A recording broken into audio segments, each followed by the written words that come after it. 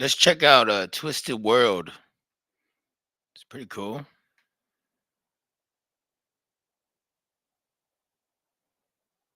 Hey creatives, are you there? Get 30% off unlimited creative assets from Envato this cyber sale. It's a Twisted.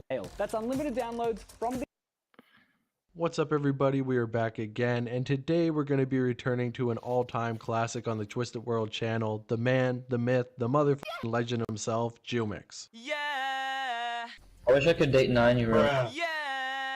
Now if you're not familiar with Jumix, I'm really not sure how. After all, he's basically the poster boy for industry plants, as well as being one of those rappers that YouTubers make videos on over and over and over again, rehashing the same old story of his rise and fall. A truly inspiring tale of a kid who risked it all to smoke weed in his classroom in hopes of blowing up as a big time rapper, only to be posted on No Jumper and get noticed by a mainstream industry label and get picked up overnight. The craziest thing about all of it is that's not even true. For the longest time, people have said that he got picked up by smoking weed in the classroom and getting enough attention that a label would notice him, but in reality, that video was posted in late 2017 and really didn't get that much attention. I mean, don't get me wrong, he was posted on No Jumper, which is pretty cool, that's more than most rappers can say, but it basically only gave him attention for one day's time, and it really didn't boost his follower count all that much. It was one of those videos that was like, oh, okay, that's cool, kind of a boot gang type thing, but you forget about it immediately after, you don't go check out the music, and that's not what blew Jumix up. He didn't blow up until an entire year later, when his rich parents got him in contact with a record label known as Cortan. And I bet a lot of you are wondering how I even know that he has rich parents. Well, it's because I ended up talking to a couple of his childhood friends, and they said when they would go over to his house, he lived in mansions, so it turns out that even his childhood friends don't like this guy. It's actually gotten to the point that he's talked so much shit about so many different people in Chicago that he can't even freely walk around the city. I mean, if you ever watched the documentary that he did on himself, he went to a suburban white neighborhood and he was fully masked up looking around like somebody was going to jump him. Because the main thing about Jumix is that his ego is completely out of control and has been ever since he was a young kid. Even back in the day before he had any fame whatsoever, he was a spoiled little brat, which I mean makes sense if he had a lot of money growing up. And it seems like after he got that Cortan deal, the guy was going to have a pretty easy ride in life. I mean, all he really had to do was play the label's game, put out music videos, show up and do songs, which were mostly ghostwritten for him, and he would become a big time artist. I mean, sure, there was a lot of people making fun of him online, and he had basically no control over his music whatsoever, but I mean, who really cares? You're making money, you're blowing up, that's all that really matters. But for Jumix, being made fun of is absolutely unacceptable. Even to this day, it's completely unacceptable. After he ended up getting exposed by Progress in that infamous industry plant video, he couldn't help but comment on it, talk about it on his Snapchat, and basically blow it up even bigger than it already was. When a couple of his rapping friends decided that they're going to cut ties with him, he couldn't simply let them go and decided that he would have to dox their home addresses, which I mean is completely unhinged, but what do you really expect from Jumix? But I mean, you guys already know all of that. That's basically the Jumix story that's been told for years and years and years, until I ended up doing my video this year and talked a little bit more about what he's been doing ever since he fell off. And recently I actually got a little bit more insight to what really tore down Jumix's career behind the scenes, although I feel like that should be its own video because it's a pretty complex story with a lot of players involved, and I don't really have a whole lot of evidence to back it up. I only have a couple different accounts from different people. So if you guys are at all interested in seeing that, then definitely let me know in the comments below, because it might actually make you feel bad for Jumix, which is something that I never would have expected. But enough about that for right now, because I think what everybody's wondering is, what has Jumix been up to ever since I made my video? I mean, after all, we had our big blowout. He ended up getting exposed for being a weirdo, although no victims ever came forward, so I don't really think that it was true. You better do what you can to take down that video. If you don't want to get fucked in, literally strike that video. You better have all your friends take that shit down, strike it, do what you can, and say, hey, I don't want my name off of it.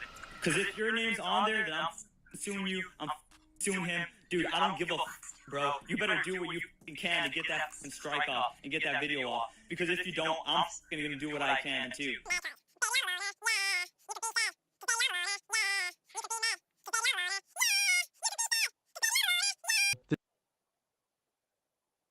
Lemonade, That dude's out of there. insurance. 3 words you've probably never heard used together. A drink, your best bud, and a necessary evil. Lemonade Pet Insurance is none of those things.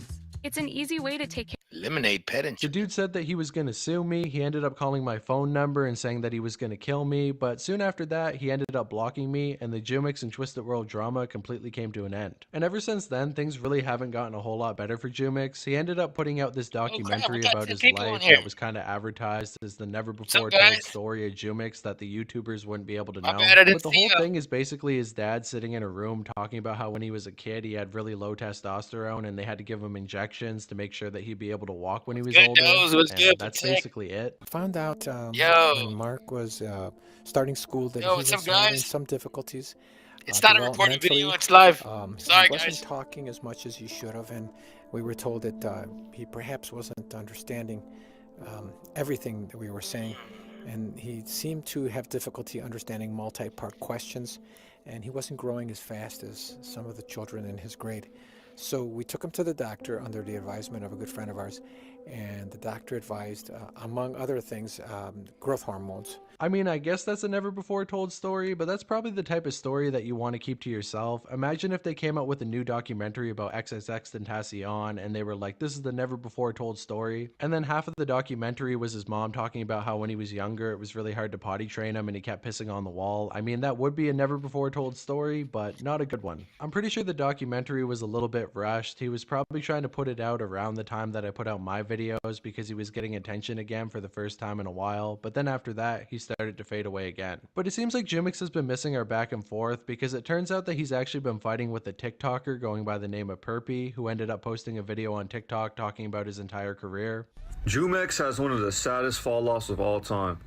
Bro, who remembers back in 2018 when this dude was going crazy? Okay, I don't know why it's showing me the juice, because bro, this guy is like, oh my lord, this guy is so irrelevant, the juice is more known than him. Jumix basically ended up commenting on it, saying that Perpy made him cry, before then saying that Perpy needed to work at McDonald's. And then Perpy said, you know what, if you really hate me so much, why don't we get on a TikTok live, and if you can make more money than me, I'll send you $100. And apparently Jumix really needed that money because he kept pestering him over and over and over again, which leads me to think that Jumix might be going broke. I mean, the guy has basically had nothing but failed business ventures ever since he got famous. I mean, first of all, he ended up starting up his own clothing brand called Bubblegum Numb, which basically went nowhere. He even tried to sell the entire brand for $30,000 at one point, but I mean, nobody wanted to buy it because it's not popular by any means. After that, he ended up starting up his own recording studio called Cloud Studios. This was basically an old vape shop that he bought in the outskirts of Chicago because apparently he couldn't buy anything in the inner city because people are going to beat him up, and he decided to turn it into a studio where he was going to charge people $150 per hour. But it seems like this shop was way too out of the way for anybody to want to go to for convenience, so really the only reason that you would ever go there is to be recorded by Jumix, which really isn't going to do much for your career. And on top of that, recently he's also been trying to sell mixing and mastering, $150 for Jumix to mix and master your song, which once again, I don't think that's really going to do anything for you, and I don't even think he's very good at mixing in the first place. So at this point, I'm not even sure how he's paying the rent on the studio, but apparently he also lives there as well with a couple other dudes, although recently they ended up falling out. So as we already know, back in 2018, Jumix used to have a rap collective called Sad Boy Suffer, which was comprised of members Kill Jill, I Don't Know Conundrum, Sad Crod, and Romance Planet. But as the year went on, his ego began to grow bigger and bigger and bigger to the point that basically everybody ended up cutting didn't know ties this, with man. This him, guy's and the lit. group would eventually fall apart. So I mean, now what is the dude gonna do? I mean, after all, I Don't Know Conundrum was ghostwriting all his songs, so if he doesn't have him to do that anymore, how is he gonna be able to put out music? Well, I guess he could ask Lil Soda Boy to buy a couple more songs, but that's only gonna go so far. And without a collective to back him up, Jumix is gonna be in trouble, but luckily he had a smart idea. He pulled a cemetery. He started looking at his own fans, the few that he has left, and decided to turn a couple of them into rappers. With the most prominent of these members going by the name of Tokyo's Ghost. Now, if you haven't heard of him before, all you really need to know is that he was a really big fan of Jumix, and he decided to actually move in with him at one point, which really wasn't a good idea. I mean, after all, the guy was born in 2006, which means he's only about 18 years old now, and at the time that he moved in with Jumix, he was around 16 years old, and Jumix was around 22 to 23. And when he was living there, Jumix would make him do drugs on live stream, make him drink more than he probably should, and basically destroy the kid's life. Although, I mean, if you're going to be moving in with Jumix, what do you really expect? I believe he even dropped out of school to become a SoundCloud rapper and hang out with Jumix. I'm not really sure though, because he ended up telling me that he still had one more year in school, so maybe he was only going there after school, but either way, the two of them ended up falling out pretty recently. I'm not really sure what happened there. Apparently the two of them were supposed to do a show together in Chicago, but Ghost Homes ended ended up posting on his story saying that he wouldn't be there anymore. I'm assuming this is probably because Jumix is Jumix and, you know, they had a fallout over that. And on top of that, he also had another buddy that goes by the name of Scars, who is actually a somewhat popular rapper himself, and the two of them fell out as well. So at this point, it definitely seems like the walls are pushing in on Jumix. All the friends that he had left are leaving him, and even fans that he brought on board to be his supporters are no longer wanting to fuck with him because, I mean, the dude is a complete egomaniac. And apparently he can't even find a proper manager at this point because apparently his dad is now managing him, as you can see by this, with his dad congratulating him for getting 1 million views on his latest video. And this is really what everybody's been asking me to talk about, his new career in the Spanish market, how everybody's telling me that Jumix is making a comeback and that maybe he's going to find a new audience over there, which is totally possible. I mean, I'm sorry to say, but the Spanish market really isn't all that competitive. The biggest names over there are people like Drake Bell, Lele Pons, 6ix9ine, Lil Pump. I mean, of course you got some big time names over there like Annual AA and Bad Bunny, but as long as you don't drop music the same week as them, you're almost assured to have a #1 hit. Apparently the Spanish audience really likes people who are funny looking, and I mean, Jumix basically fits that bill, so it's possible. I mean, maybe Jumix really can have a comeback in the Spanish market. But the thing is, guys, do we really trust Jumix? Do you remember how back in the day when he ended up putting out Trapped, it didn't do as well as his label wanted, so they ended up botting the shit out of it and abusing tags to basically push it farther? I remember seeing this song right here a couple days after it came out, and it was only around 30,000 views, and then randomly, like a week later, it was at 100,000, and then 1 million almost overnight. I mean, I'm not saying that a new audience can't discover his music, and maybe that's what happened here, but I really feel like nobody's checking in for Jumix music, so I don't know how it would get the initial exposure to be put in the algorithm and shown to the right people. Not to mention his TikToks don't do numbers, he's not really doing all that well on SoundCloud, his Spotify isn't really popping off, so it really only seems like he's pulling views on YouTube, and it's probably fake, let's be honest. I mean, it's possible that the fake views pay the same way that the real ones do, but either way, it seems like cheating. But I mean, Jumix really needs that money at this point. I think the dude's going broke, so we got to give it to him. And you know how I know this guy is going broke? Because at this point, he's actually trying to charge people to video call him. And on top of that, I also heard a story that he was going to meet up with a fan to, you know, hook up. And apparently Jumix ended up asking the girl for $4,000 to hook up with him, which I mean, definitely doesn't seem worth it. I don't think he's all that special, but it's gotten to the point that the dude needs money so bad, he's even willing to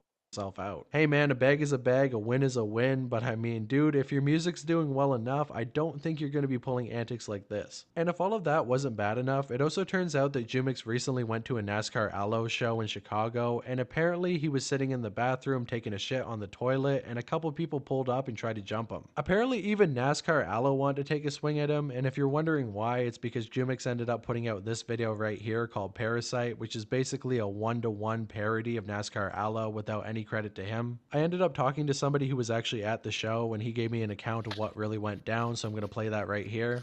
Okay, so it's like it's 3 in the morning at the time I'm recording